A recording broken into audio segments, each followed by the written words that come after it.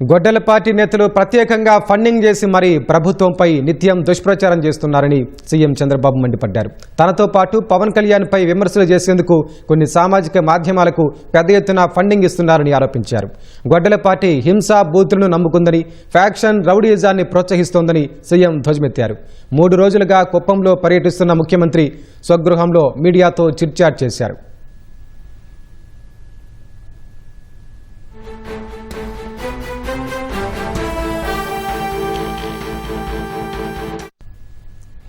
రాష్ట్ర వ్యాప్తంగా అభివృద్ధి కార్యక్రమాలు విస్తృతంగా జరుగుతున్నాయని, ఎన్ని అడ్డంకులు సృష్టించినా అభివృద్ధి ఆగదని సీఎం చంద్రబాబు స్పష్టం చేశారు.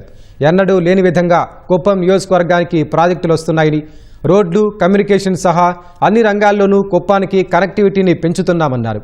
త్వరలోనే సరికొత్తగా ముస్తాబైన అభివృద్ధి చెందిన కుప్పాన్ని ప్రజలు చూడబోతున్నారని చంద్రబాబు ధీమా వ్యక్తం చేశారు. ఇప్పటికే హంద్రేనీవా కాలువ ద్వారా కుప్పం వరకు కృష్ణా నీరు తెచ్చామని, త్వరలోనే గాలేరు నగరి ప్రాజెక్టును కూడా పూర్తి చేసి తీరుతామని చంద్రబాబు హామీ ఇచ్చారు. రాష్ట్రంలోని ప్రతి నియోజకవర్గాన్ని తీర్చిదిద్దడమే కూటమి ప్రభుత్వ సంకల్పమన్నారు.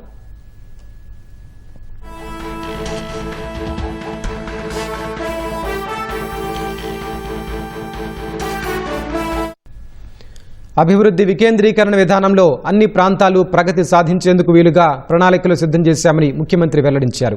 క్వాంటం, సెమీకండక్టర్ల విభాగాల్లో భారీగా పెట్టుబడులు తీసుకొచ్చేందుకు ప్రయత్నిస్తున్నామని, వచ్చే డిసెంబర్ నాటికి అమరావతిలో క్వాంటం కంప్యూటింగ్ సెంటర్ కార్యకలాపాలు ప్రారంభం కానున్నట్లు సీఎం తెలిపారు. పరిశ్రమలే కాకుండా పర్యావరణ పరిరక్షణ కోసం పచ్చదనానికి ప్రాధాన్యత ఇస్తున్నామన్నారు.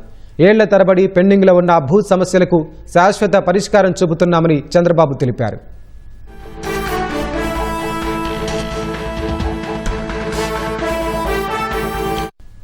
కూటమి ప్రభుత్వం సంక్షేమం, అభివృద్ధితో ముందుకెళ్తుంటే కొందరు అడుగడుగునా అడ్డుపడుతున్నారని సీఎం మండిపడ్డారు. గత పాలకులు కంపెనీలకు భూములిచ్చి వివాదాల్లోకి నెట్టారని, ఒక్క వ్యక్తి లబ్ధి కోసం విలువైన భూములు, ఖనిజ సంపద బ్లాక్ అయిందన్నారు. ఓబులాపురంతో పాటు ఆన్రాక్ సంస్థలు కూడా ఈ తరహాలోనే తీవ్ర ఇబ్బందులు పడ్డాయని ఆయన తెలిపారు.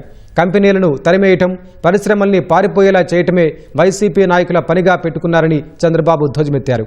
కూటమి ప్రభుత్వం కష్టపడి తీసుకొచ్చిన ప్రతి ప్రాజెక్టును తామే తెచ్చామని అబద్ధాలు చెబుతున్నారని అన్నారు. అదే పనిగా అసత్యాలు ప్రచారం చేస్తే ప్రజలు నమ్మే పరిస్థితి లేదన్నారు. గత పాలకులు ఏజెన్సీ ప్రాంతాన్ని గంజాయి సాగుకు కేంద్రంగా మార్చేశారన్నారు. తిరుమల ప్రసాదాన్ని కల్తీ చేసి భక్తుల మనోభావాలను దెబ్బతీసిన వ్యక్తులు ఇప్పుడు సిగ్గు లేకుండా నీతులు చెబుతున్నారని చంద్రబాబు ధ్వజమెత్తారు.